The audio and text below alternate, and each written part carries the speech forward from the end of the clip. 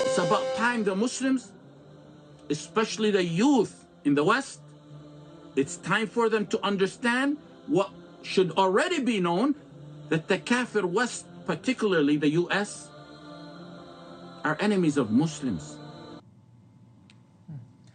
That's one of the leading Islamic faith leaders in the United States calling for jihad. He's one of many imams who are taking a, might say, hardline stance on terrorism here in America. In fact, the Wall Street Journal just put out an op-ed highlighting Dearborn, Michigan, a piece called Detroit's Suburbs, Americans' Jihad Capital. And they had some examples, some proof, you might say, of influential Islamic voices there in Dearborn, Michigan, promoting terrorist ideology. For example, this imam who called for the destruction of Israel after October 7th. They left a fire in our hearts that will burn that state until its demise.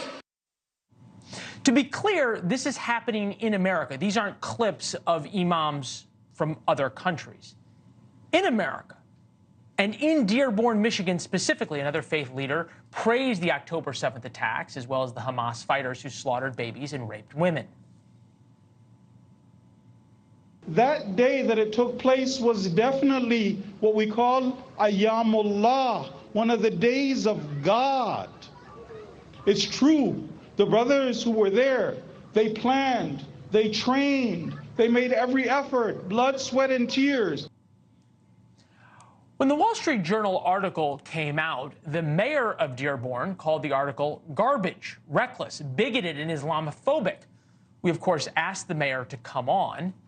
To be fair, we've asked the mayor multiple times to come on since October 7th. He's either refused or not gotten back to us. The invitation is, of course, always open. He then said he was putting out police patrols to protect the mosques and imams because the Wall Street Journal was inspiring violence. It got us thinking. What if these were right-wing leaders, you know, crazy Catholics or something, who would be advocating violence? Certainly the FBI would be involved. And actually, in this case, we don't have to wonder. We don't have to do the thought experiment, the what-if thought experiment, because the FBI already investigated Catholic leaders as domestic terrorists. A new House report from the Judiciary Committee lays out the FBI's actions, specifically a memo that describes some churchgoers, in the FBI's words, as radical traditionalist Catholics. Tracy Walder served at the CIA's Counterterrorism Center, also formerly of the FBI, and with us now.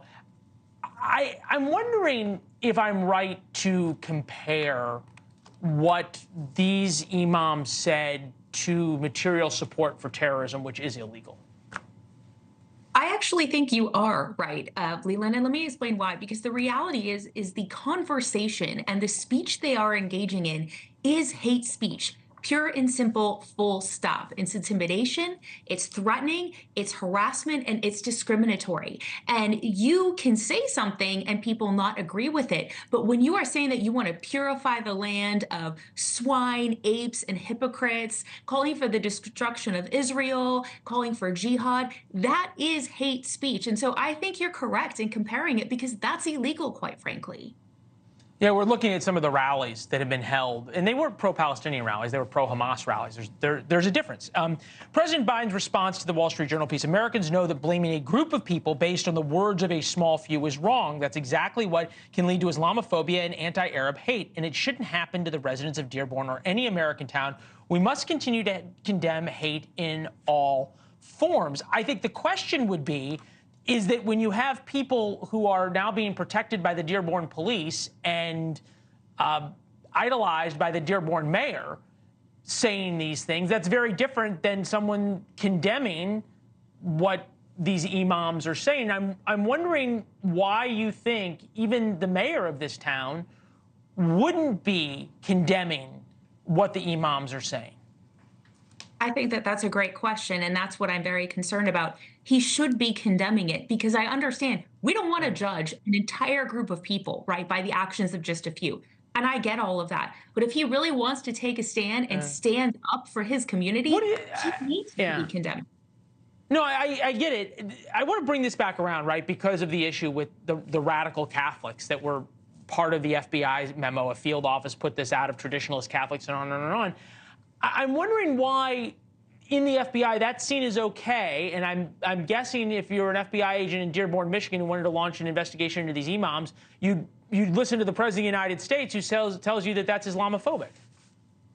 Well, I'm going to be very careful with how I talk about this because I think there are still investigations ongoing. But one of the things that I did at the CIA and at the FBI, we had operations going on in some of these mosques in Dearborn, Michigan. I think some of it just isn't there. Fair enough. Okay, well, it's a fair point. Tracy, thank you very much. We appreciate it. Thanks for watching. Go to joinnn.com to find News Nation on your television provider. And don't forget to click the red subscribe button below to get more of News Nation's fact-driven, unbiased coverage.